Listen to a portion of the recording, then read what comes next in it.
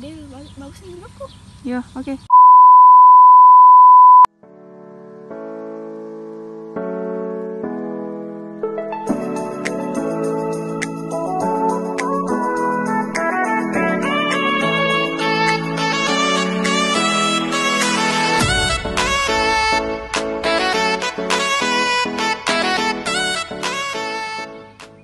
Assalamualaikum warahmatullahi wabarakatuh. Saya Falusya Sabrina MS dari kelas 1J Program Studi Budidaya Ternak. Pada kesempatan kali ini, saya akan menjelaskan materi tentang anatomi dan morfologi pada ayam.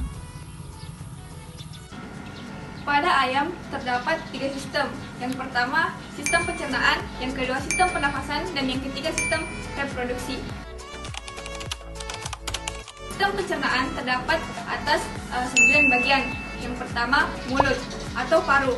Paru ayam berfungsi untuk mengambil makanan.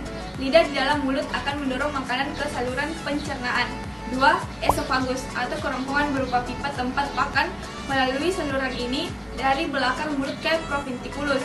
3. Crop atau tembolok berfungsi sebagai tempat penyimpanan sementara. 4. Proventriculus, suatu pelebaran dari esofagus sebelum berhubungan dengan ventriculus. 5. Pankreas berfungsi sebagai penginapan endokrin maupun eksogrin. 6. Hati berfungsi sebagai sekresi empedu, metabolisme, protein, dan karbohidrat. 7. Usus halus merupakan saluran panjang yang berawal dari lubang keluar otot dan terdapat 3 bagian, yaitu duodenum, jejunum, ileum, serta terjadi absorpsi zat makanan. 8. Usus besar berfungsi membantu mencerna pakan yang memiliki kadar serat kasar yang tinggi melalui aksi siasat renik di dalamnya. 9. Terakhir, kloaka berfungsi sebagai lubang pengeluaran sisa pencernaan pada ternak unggas.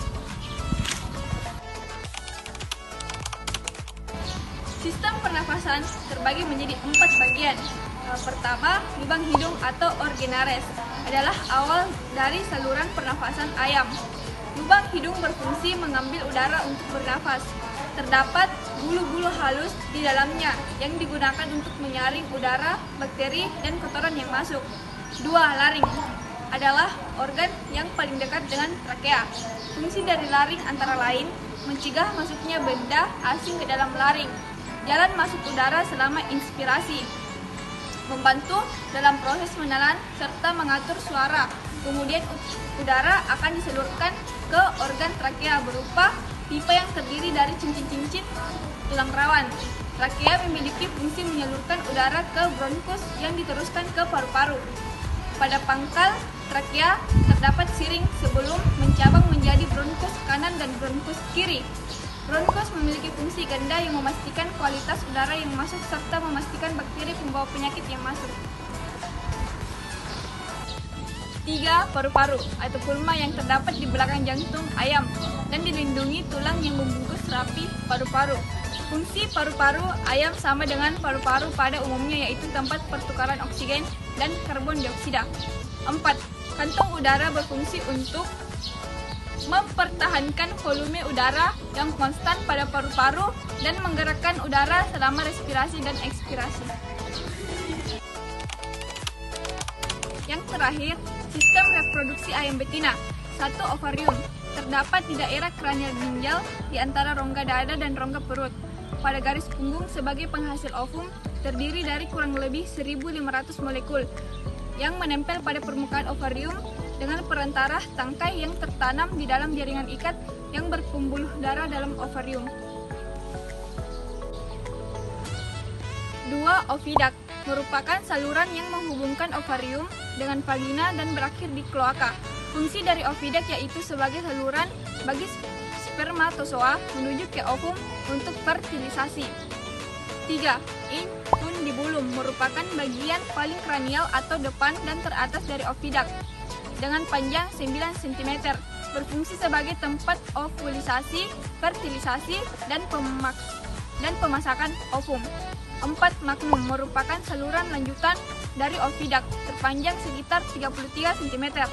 Magnum berfungsi untuk proses perkembangan telur, tempat disekresikan argumen telur, serta menghasilkan albumin sehingga memiliki dinding yang tebal dan berlipat. 5. Isthmus memiliki panjang 10 cm dengan diameter yang lebih kecil daripada magnum, bisa disebut dengan penyempitan. Isthmus berfungsi sebagai tempat terbentuknya membran sel atau selaput kerabang lunak. 6. Uterus merupakan bagian ovidak yang melebar dan berdinding kuat dengan panjang 10-12 cm. Uterus berfungsi sebagai tempat perkembangan telur paling lama sekitar 18-20 jam. Dan yang terakhir yaitu vagina, merupakan bagian paling belakang dari ovidak dengan panjang 12 cm. Vagina diakhiri dengan adanya bentuk kloaka di bagian akhir saluran reproduksi. Itulah tadi penjelasan materi tentang anatomi dan morfologi pada ayam. Jangan lupa like, comment, and share. Assalamualaikum warahmatullahi wabarakatuh. Dadah!